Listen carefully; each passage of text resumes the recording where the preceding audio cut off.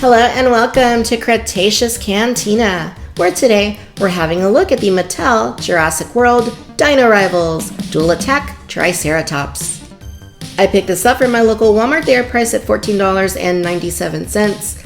The Dino Rivals line is just now starting to trickle out to stores across the US, and it's cool to have another Triceratops. I've kind of felt all along that the Roarvore's Triceratops Mattel did last year was a little bit undersized. This is basically the same dinosaur. It is a retool of that version, and we have a new paint scheme as well. So I'm eager to compare the two together and see how they look next to each other. But the Dino Rivals packaging, I thought the colors on it are fantastic. They are vibrant. They really grab your attention in the toy aisle. At the bottom, we have the usual Dino Rivals graphics, including the very oddly placed Owen. Clearly, Universal has a Claire problem because they're prioritizing Owen over Claire. And I'm not saying that Claire should be there instead of Owen. I'm just saying that they should both be there or neither at all. But no sense in beating a dead dinosaur. This is only 2019. At the back, we get a nice look at the Triceratops in action. You get head strike, you get tail strike, you get a collector card, you get Jurassic Facts App compatibility, and at the lower left, the other two dinosaurs in this wave that we've already looked at, the Parasaurolophus and the Concavinator. Here's the bottom of the box for those of you who need the UPC. Alright, let's take a little bit of time, get our Triceratops unboxed. When we come back, we'll take a closer look. Alright, so here is the Triceratops out of the packaging, and it is pretty nice looking. If you have the Roarvore's Triceratops, you more or less know what to expect, though there are some differences here, and we will get into that in just a little bit. For the most part, though, it is the same dinosaur, and you can see that it has quite a different color scheme than the original, and we will compare them in just a little bit. Aesthetically speaking, I think Mattel did a really nice job with the sculpt. I do have an issue with the size of it. I feel like it's a little bit small. I also feel like the head seems like it's kind of weighed down. Like it just seems like it's way down there, and I think I'd like it a little bit better if it was holding it up more like that. But for what it is, it's a pretty nice sculpt overall. Of course, this time around we don't have the roaring feature. Instead, we have the dual attack feature. Now, if we take an up-close look at the Triceratops, you can see that the head and the frill and the horns are very nicely done. You can see there's a little bit of weathering sculpted into the horns, so little fractures in there. Nice touch. The frill is also very beautifully detailed. I love all of the scaling and all of the texturing going on there. Same with the little bony protrusions around the frill. Those look very nice. Even the nose has some small cracks in it. The beak has some texturing into it too. The eye is very nicely painted on this side. On the opposite side, it looks very good. They did a really nice job with that.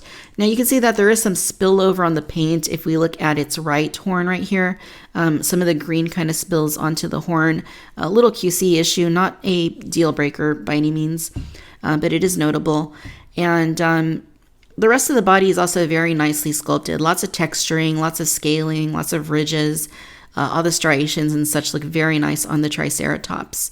As far as the colors go, it's basically like this kind of like a medium green color, and it has this more brown sort of pattern that's going on through the back. And you also see it on the frill, kind of on the perimeter of the frill, and a little bit even very nicely blended, I might add, around the eye area. And they did not paint the claws on the feet, but they did add gloss to them just to make them stand out a little bit more. And there's also that fleck that we see in the paint with pretty much all of the Jurassic World dinosaurs, or at least a good majority of them. And it looks very nice. The sculpting is very nice, carried all the way into the tail. Now, the bottom of the dinosaur doesn't really have any coloring. If you look at the bottom of the head, here on the neck area, you do see this very nice sort of brownish color going on here, but it doesn't carry all the way down the belly, and it would have been really nice if it did, but at the very least, you have a little bit there, so it does look good there.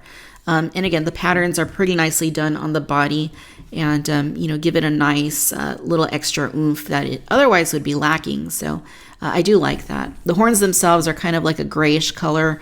Same with the little bony protrusions around the frill. Overall, it's got a nice sculpt to it.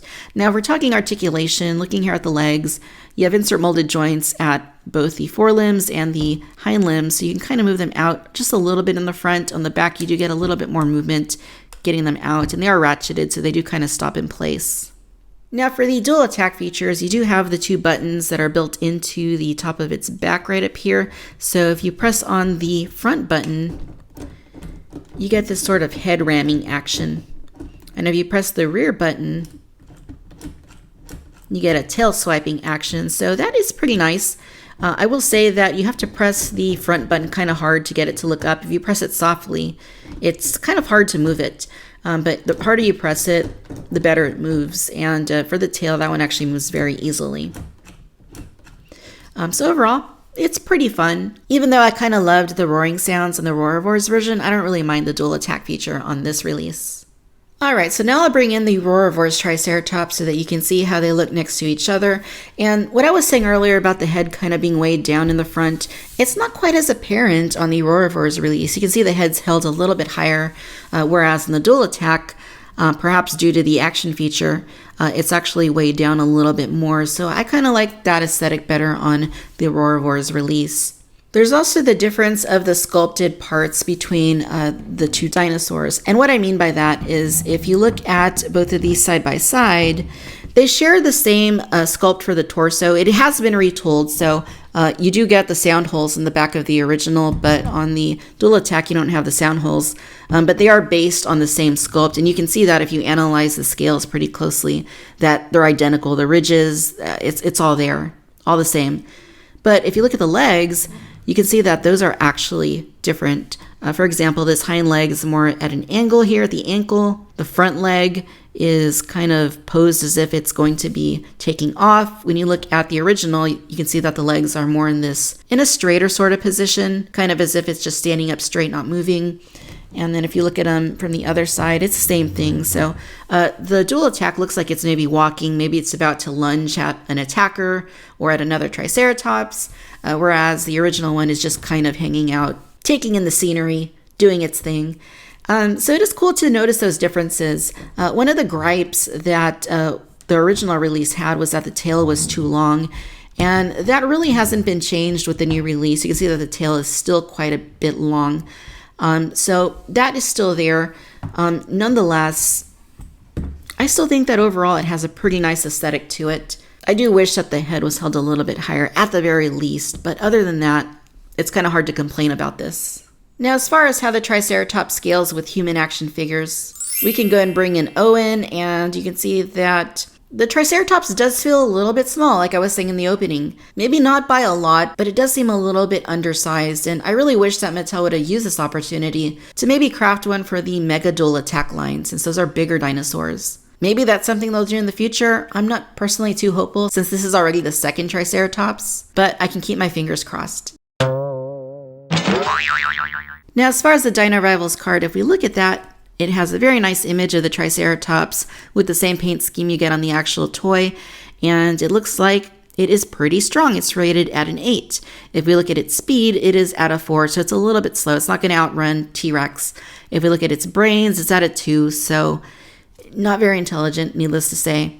And its ferocity is at a 7, so it's still pretty tough. You still don't want to mess around with a Triceratops.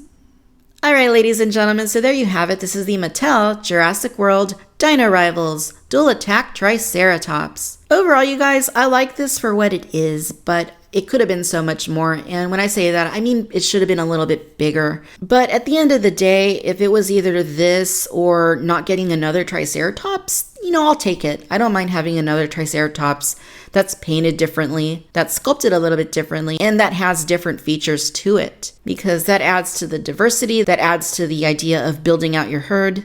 I do like that they resculpted the legs because it does look a little bit dynamic. It does look like it's ready to charge. I also think that the sculpt itself is very nice. The detail is very nice. And the color scheme is pretty nice. It's still not film accurate, but I like it quite a bit. It's different from the original release, but it looks like they still kind of fit together. You can still sort of imagine them in a herd together, even though the colors are quite different. Probably the biggest issue I have with it is that the head sits a little bit too low for my liking. That wasn't so much the case on the Roarivores version, but on this one, it certainly is. But overall, it's not bad. If you're picking and choosing with this line and you already have the first Triceratops, I don't think it's absolutely essential, especially if you're just trying to get one of each species. Again, I do like the roars in the original release, and if I had to pick one or the other, I think I would give the edge to the original only because of the roars and because it does hold the head a little bit higher. But the fact that this one looks a little bit more dynamic and has the two action features also makes it pretty appealing. So either one you get, you really can't go wrong. And if you're like me, then obviously you're going to get both of them either way. Alright my friends, I hope that you've enjoyed this video. If so, do like, do subscribe, share the video with your friends. Let me know your thoughts about the dual attack Triceratops down below. What is your favorite thing about it? Be sure to follow me on Facebook, Instagram, and Twitter for the latest news and updates. As always, thank you for tuning in to Cretaceous Cantina. Until next time, bye bye.